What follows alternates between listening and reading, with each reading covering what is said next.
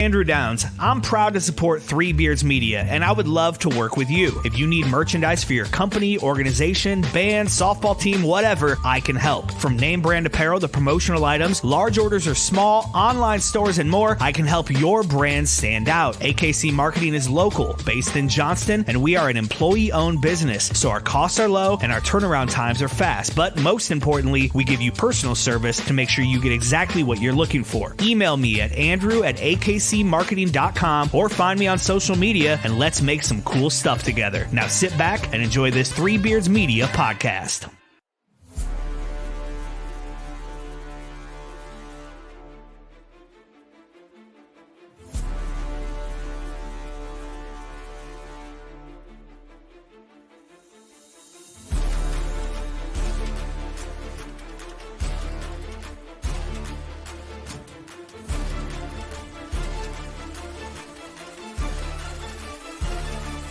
Drop it.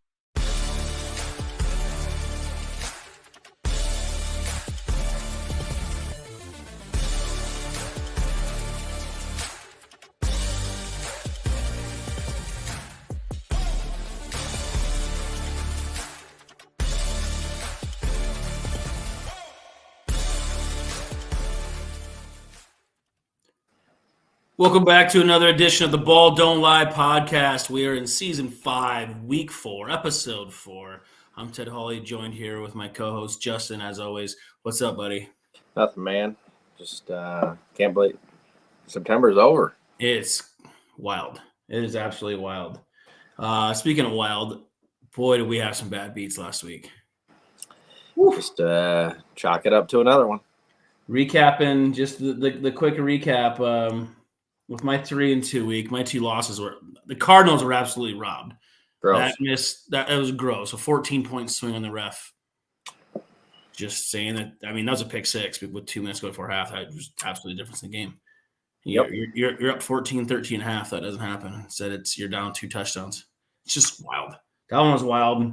Yeah. The Falcons game was just take the points, man. They were the right side the whole way. They're the right side the whole way. I mean, the miss flag in the end zone was brutal, but just keep taking the points. These coaches overthink it sometimes.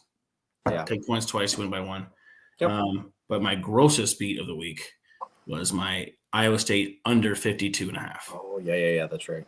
They're sitting at 52 points, and Matt Campbell does the most un-Matt Campbell thing ever and runs it in from like 25 yards out with 20 seconds left, probably. Yep. Disgusting. Gross. It's absolutely gross and disgusting. Yep. So it was just absolutely disgusting beats there. We were both, and then to recap our circle plays a little bit there too. I went 3-2. I get 2-4 in the week. You did in the right side in your college pick again with BYU, an absolute blowout. That was fantastic play. Yeah. And then we didn't put our picks together right for circle last week. Felt good about them. Went 2-3 there. So 6-9 in the year there. It's man. I felt really good. We started 2-0 in the morning. I was like, oh, this is our 4-1 week. Mm-hmm. Absolutely. And it really should have been. I mean, oh well. The Bengals, I tell you what. Hoo-wee. There's some soul searching going on there.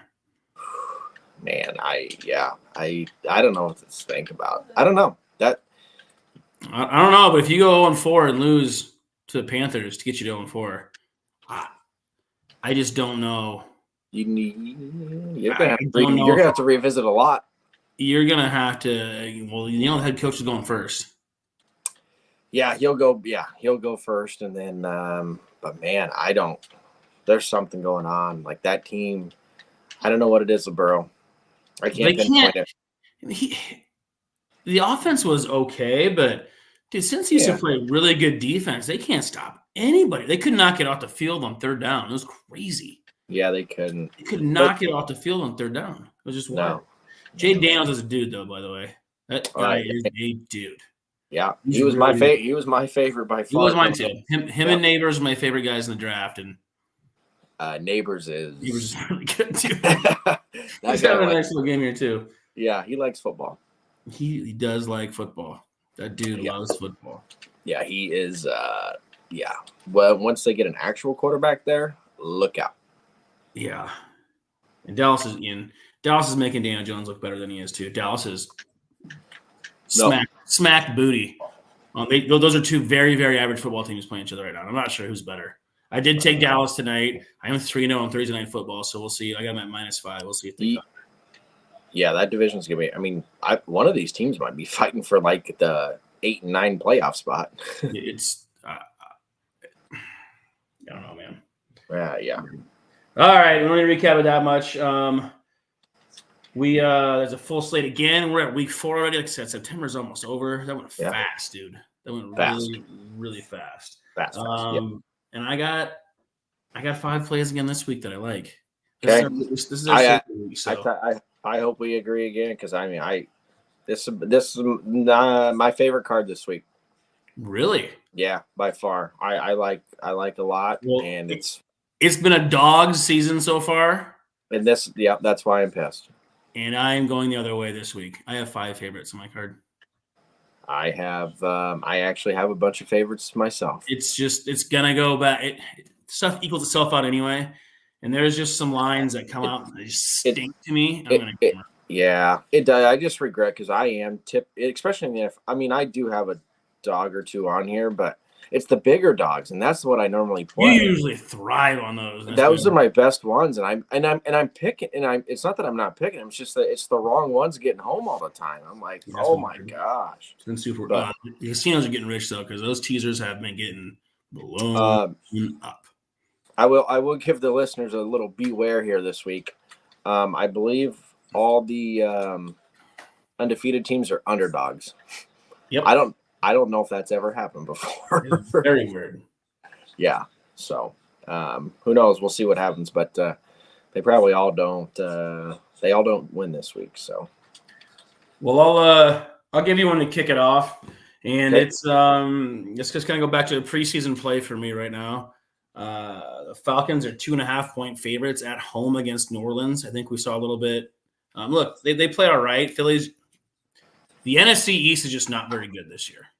The Eagles are still going to come away. They're going to win it. They're going to pull away from it too. But look, the Saints aren't what they were those first 2 weeks. They're somewhere in the middle. They're going to be okay. But I just still think the Falcons are piecing it together. They should have won. They should have beat the Chiefs outright. Yep. And I think this is just if this would have been a 4.5 to 5.5 point spread if this was a week 1 game. I still just think the Falcons are the class of that division. And I think I think they'll rise to the top here. So I have Atlanta -2.5 at home. Okay, play number 1. Easy enough. Couldn't agree more. I think more or less the Saints kind of a little bit fool's gold here to start the season, scoring those high points, right? It was the Panthers and the Cowboys, and now those 44 points against the Cowboys. So what? That is a really, really, really bad defense. Right. And then now, like, you talked about it with Atlanta. And, the other way. I like this too, by the way, for the listeners. Win the division. You'll agree with this. Atlanta's +170. They were like almost -200, like 210 before week 1 kicked off to win the division. Grab it now because if they win this game like we think and cover, I mean, all of a sudden it's back to tied up. You will not be getting anywhere near plus money for the remainder. Grab it now. Correct. So, correct. Yep. I like it. Okay, I'll just get my ugly one out of the way. You won't like it, and it's one of the ugliest ones, but I feel like it's the perfect storm. So hear me out. And I can't believe I'm doing it. My least favorite player in the NFL, give me Trevor Lawrence and the Jags +6. So, a few things here. I am playing this strictly because of the line, and so. What I mean by that is last week the Bills closed on Monday Night Football at Buffalo -4.5, 5. Now, because they look so horrible, odds makers are saying that like the Texans are better than the Bills. No, they are not. No. They just aren't. I'm getting way more value here with the Jaguars this week in a division game. Look, it's a rally of troops game here. I don't know what to make of them either. Who knows? But I do know that the Bills are better than Texans, and I know this, in fact, because they play next week at Houston, and the Bills are -1 at Houston. Yeah. So this line's clearly inflated. I have questions with Houston. I don't even know how good they are. No, Houston. I still think I'm the right side of Houston with my preseason thoughts on them. Now, just where the Colts need to rally a little bit, and the Jags are a mess. Like, they are. Doug Peterson is coaching for his job for sure, right now. Yeah, right. So I don't know. It's ugly. I think you gotta let me simmer on that one. There's a chance I could make the card. Okay, there's a chance I could make the card. Well, I'll stay kind of in division here a little bit, and this kind of plays towards you, and I'll bring it up later about that plus 175 for the division. I'm taking the Eagles at Tampa, minus 1.5. Okay. And this kind of plays in your stuff too. If the Falcons go in there and win against New Orleans like we think they're going to, and Tampa loses this game like I think they're going to, Falcons are in first place in the division. Yeah, They're getting plus 175 right now. And 3 weeks ago, they were minus 210 to kick off the season to win the division. Yeah. Look, the Tampa was just a little bit of – dude, Denver dismantled them. Tampa's very beat up on defense. They are really beat up. Dude, I mean – bad. Denver did what they moved the ball on third. It was – and Philly's a lot better than Denver is. Now, look, is Tampa that much worse than Denver? No, it was a tale – the NFL lies sometimes. That is true. Correct. But Tampa got a little too overconfident there. I mean, Baker going on a podcast. We both love Baker, but – going on a podcast and basically like almost trashing Brady a little bit, saying he came in and changed the culture and stuff. It's like, dude, they won a Super Bowl there. Right. There's a little bit of the old Baker I didn't like there a little bit. He should have got humbled a little bit last week, but this is just a case of Philly's just better than Tampa is. They're just better. And they need to win this game too to get rid going. What's the status with Brown and Devonta? So I haven't heard anything on Smith. I'm assuming he's not playing. And A.J. Brown is I need to check the injury report on that too. Doesn't matter to me on that. I just think they're going to be able to run the ball. I mean, I just watched what Denver did, moving the ball between. Denver pushed them around up front, which was just crazy to me. Yeah. Which was I mean, they controlled that game start to finish. It was wild. And it was never in doubt. There was never any pushback on that too. And I just think that Philly's getting a little bit of desperation mode too with that. And I just think you're getting way too much value on this line. Again, Week 1, this would have been closer to a touchdown favorite for Philly. There's just too much. There's been way too much with this line. This line is crooked. Yeah. It should be way different than it is. So I think I'm getting value on it. So I'll take Philly. I'm curious. I thought you might have this play. I'm going back to the well with our team. Colts plus 1.5 against Pittsburgh. I'm just fading the Steelers at 3-0, quite frankly, here. Like, good story, Fields is doing okay. Anthony Richardson drives both of us, I feel like, nuts. There's throws he makes, and you're like, oh, my goodness, that is amazing. And then it's like, dude, have you ever picked up a football before? He threw that pick in the end zone. It's like, what? It was so bad. So bad. It's the most amazing thing for a guy that athletic, and he just freakishly. But I would lean this way too. It was maybe a just miss for me. The reason I held back on it is they are really good against the run.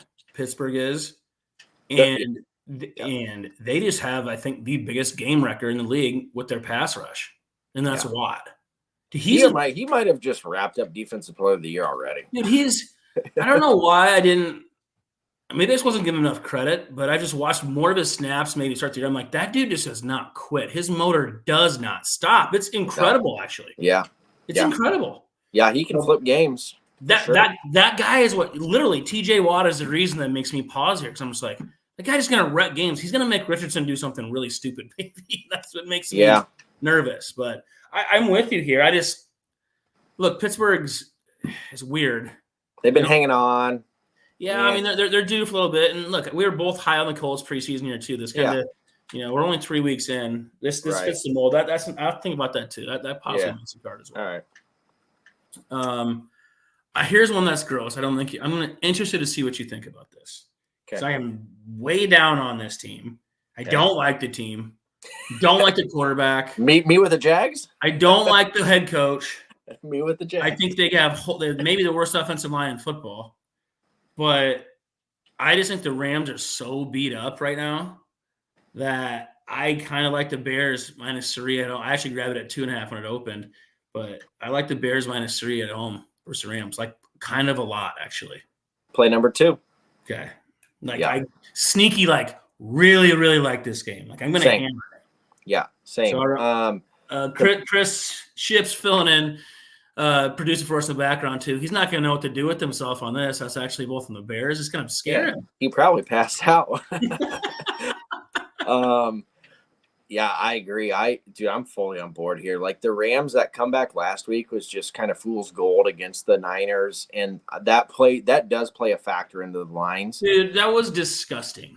Yeah, it was. And look, I think this is the Caleb Williams coming out party for the season, because you alluded to it, the Rams are beat up bad. They defensively they're no good. The line says it. I really do. I think Caleb, this is his coming out. I think he has 2 to 3 touchdowns and makes a statement, and the Bears, he's not Brock Purdy right now, but Brock did whatever he wanted. With backups. Eight incompletions, 6 were drops. Yeah, I mean, there was a missed field goal at the end of the game and then a big drop. The game was over. Like that was the biggest steal I think I can remember in recent memory. The game was just stolen. It was like, oh my God. Yeah. It was crazy. It was nuts. Yeah, no, I'm fully on board here with you, man. I don't see how the Rams can just I actually think this is going to be like a double-digit win for the Bears. Like I don't think it's going to be a struggle for a cover here. I think they can control the game. Yeah, I'm with you. Easy. Play number 2. Well, that's nice. Well, I got one more play here. I'm not sure about that too. And then we can get to our college play as well. So to break it up here, and maybe we'll get back on the same page and get our third play, I'll throw it over to Ship, and let's hear a word from our sponsors quick. In 2023, a crack Green Beret named Dan Douglas retired his military command and promptly escaped to a full-time career in real estate. Today, this man is wanted by home buyers and sellers who want to survive the process without spending a fortune. If you have a home to sell or want to buy one, maybe you can hire Dan Douglas at Green Beret Realty. You can find him at greenberetrealty.com. greenberetrealty.com. Making great tasting bourbon requires the perfect combination of ingredients, conditions, and time. The longer it rests, the better it tastes. Revelton Distillery's new single barrel bourbon is made from 80% corn, sourced 100% from Iowa farmers. And unlike mass-produced bourbons, each barrel of Revelton's single barrel bourbon is unique, proofed on when it tastes best. As they like to say, it'll be ready when it's ready. And to ensure the highest standards of quality and flavor, owners Rob and Christy Taylor oversee the production and bottling. Every single barrel. Iowa born, Iowa aged, Iowa bottled. Try the new single barrel bourbon from Iowa's own Revelton Distillery. ReveltonDistillery.com.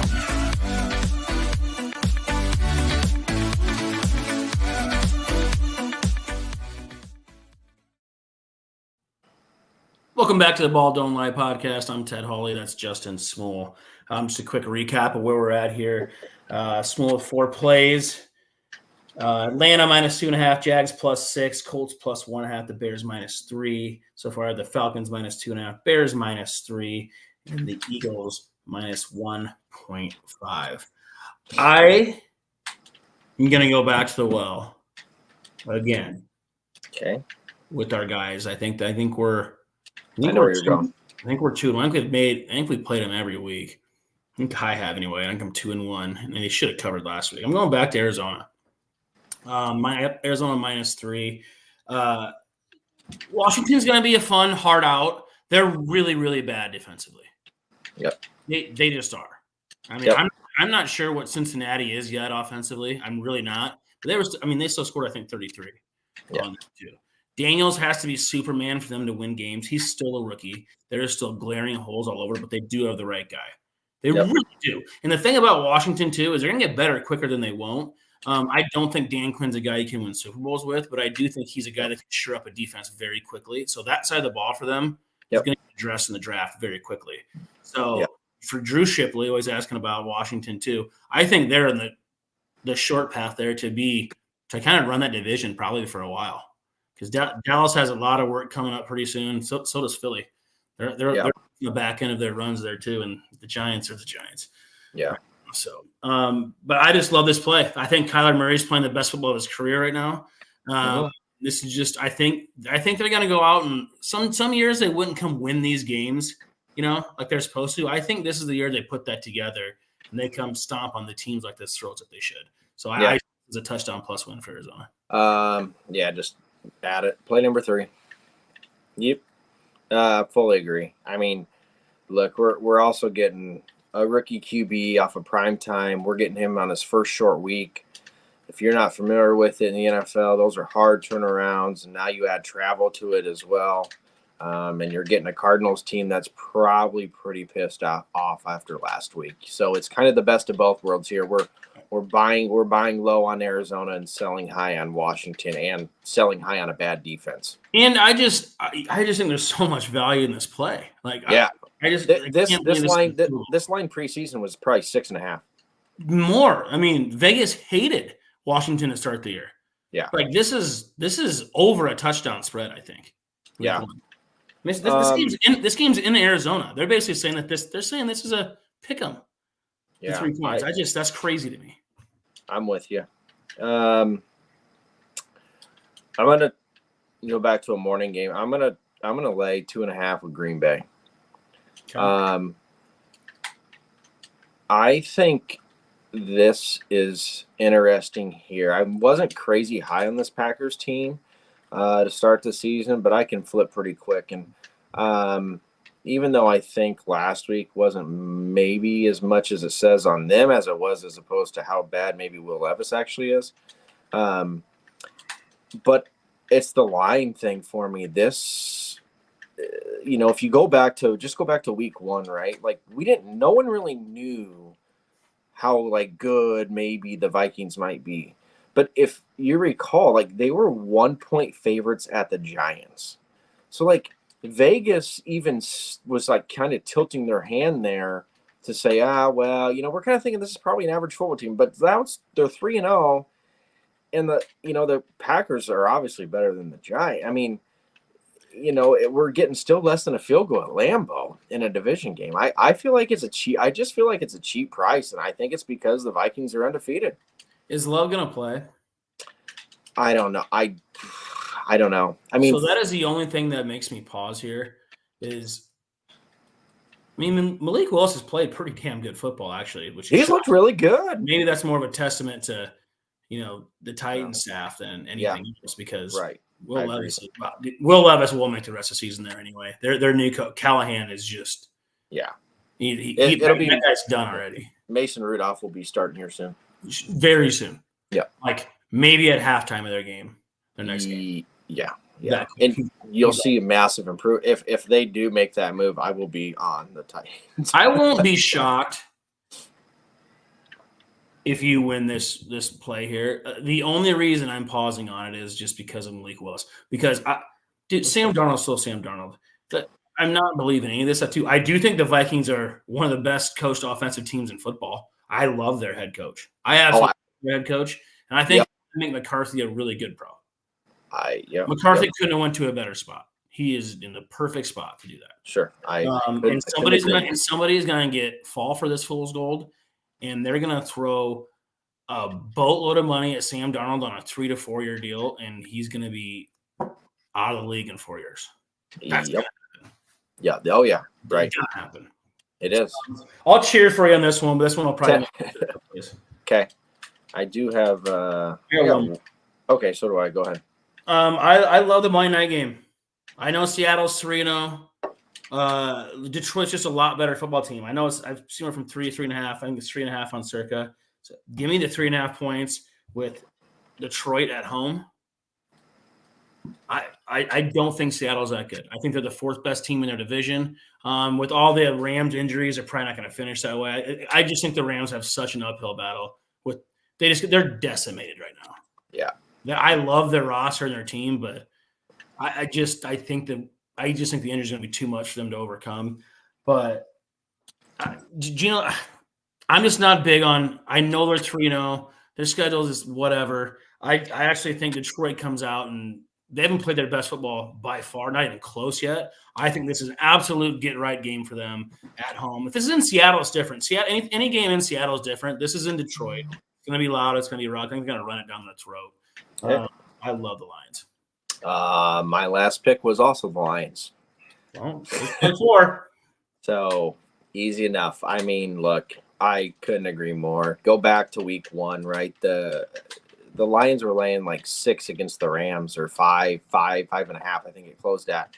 I mean, look, give Seattle credit, but they beat your Broncos, the Patriots in overtime, and Skylar Thompson and the Dolphins.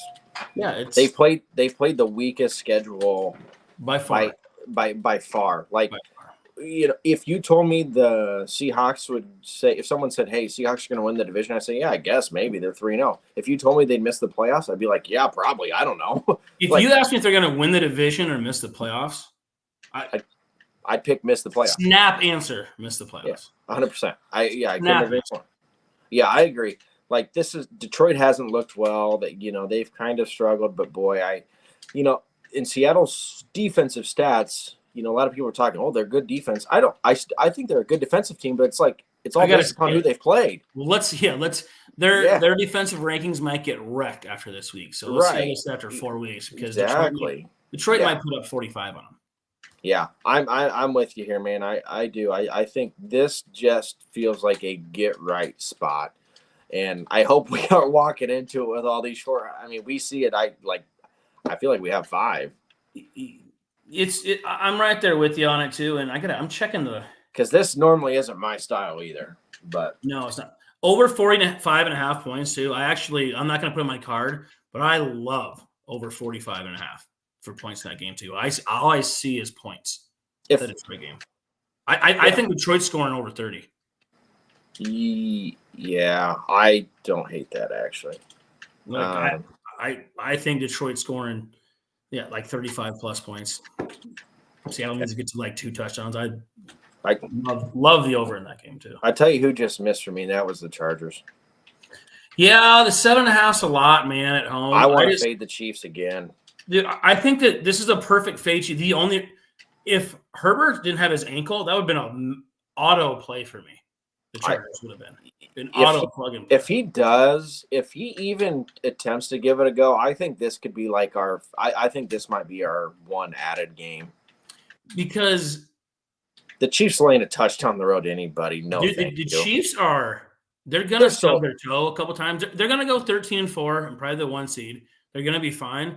But they should not have covered their game again. No. Just no. Atlanta takes a field goal there that first time anyway, and they don't cover. They could be 0-3. they could be 0-3. I mean, and this is a 7.5 point spread on the road. I think this isn't the same old Chiefs that can go do that. Now, look, they can come out beating by 2 touchdowns, sure. The Chiefs over a touchdown all year, I'm going to have, there's a chance this makes a play for us. Herbert's ankle is the biggest thing for me, because if he's so dynamic inside the pocket, if he can't move, that is just Herbert as a statue. I just don't like it as much. Yeah, I don't disagree with that. I just think like him alone, just his presence there alone, because I don't think Kansas City quite has it defensively either. That was more last week. Atlanta messing up in the red zone. They could have scored quite a bit of points. Ridiculous. So even if he's back there, because we know the line's dropping if it is officially announced. It won't be 7. So yeah, for sure. Yeah, it's already 7.5. Yeah, on my book you said I'm looking at right now. Okay. So, get any more plays there for NFL? No, that's it. Yeah, I feel like we for sure at least have 4. We have 4. We have Atlanta, Chicago, Arizona, and Detroit already for our circle plays. We have 4 locked in already.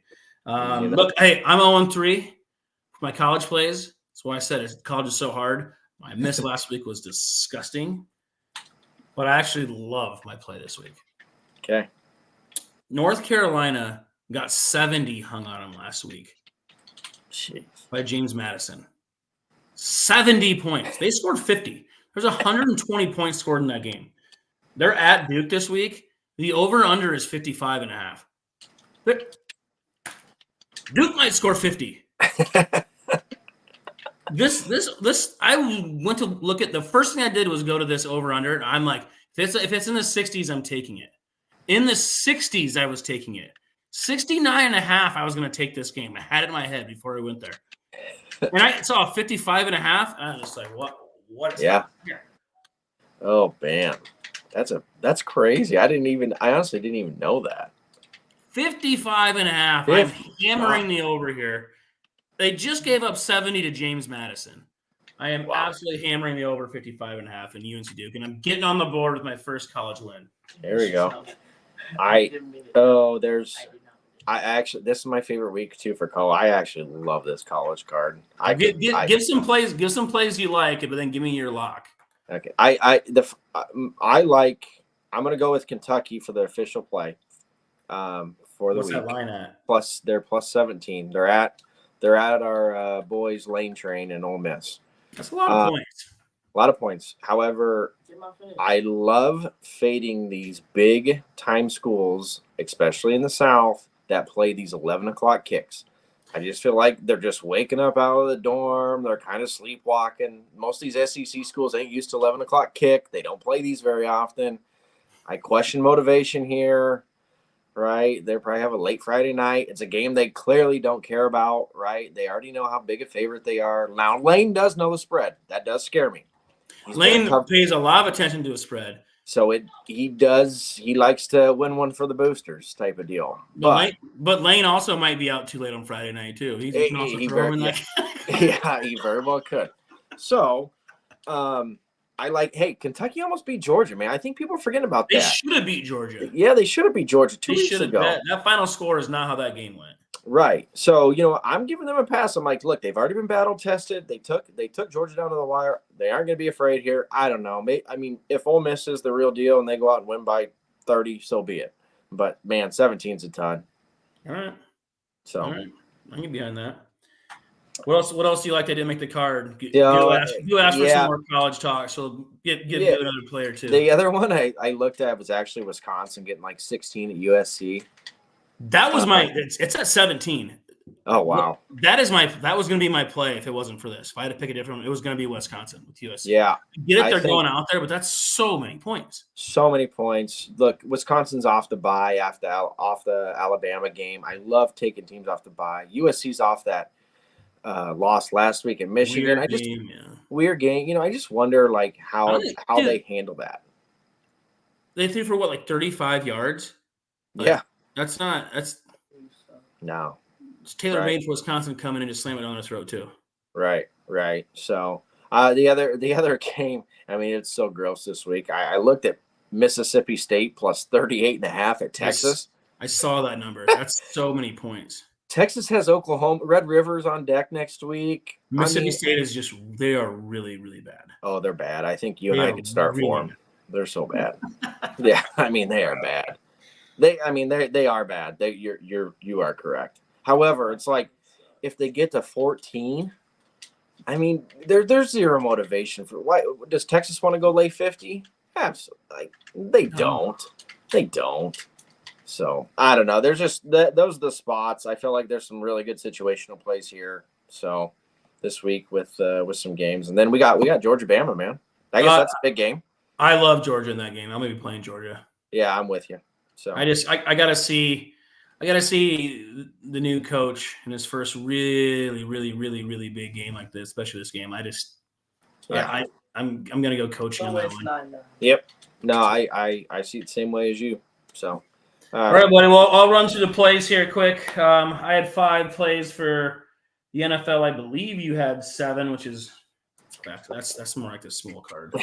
I had the Falcons minus 2.5, Bears minus 3, Lions minus 3.5, Eagles minus 1 in the hook, Arizona minus 3. And for Small, I also had UNC and Duke for my college play over 55.5 points. Small 7 plays. Atlanta minus 2.5, Jags plus 6, Colts plus 1.5, the Bears minus 3, Arizona minus 3, Green Bay minus 2 in the hook, and the Lions minus 3.5, and Kentucky plus 17 was this college play. We have 4 circa picks locked in already with Atlanta -2.5, Bears -3, Arizona -3.5 is on the Circa card. Actually, I'm going to guess we still like 3.5 with Arizona. And the Lions -3.5. Look, dude, it's time to get hot. There's no time like the present. I'm feeling a 4-1, 5-0 week coming. Get it back on track and ready to roll. Yes, sir. All right. Well, thanks to Shipley again, the background producing for us again tonight on this late kick for us. I'm gonna go catch the rest of this Thursday night game. See if Dallas keeps me at 4-0 on Thursdays. We will get our picks out on the socials as always. We'll get you that 5th Circa play as well. As always, I'm Teddy Small. Cash that ticket.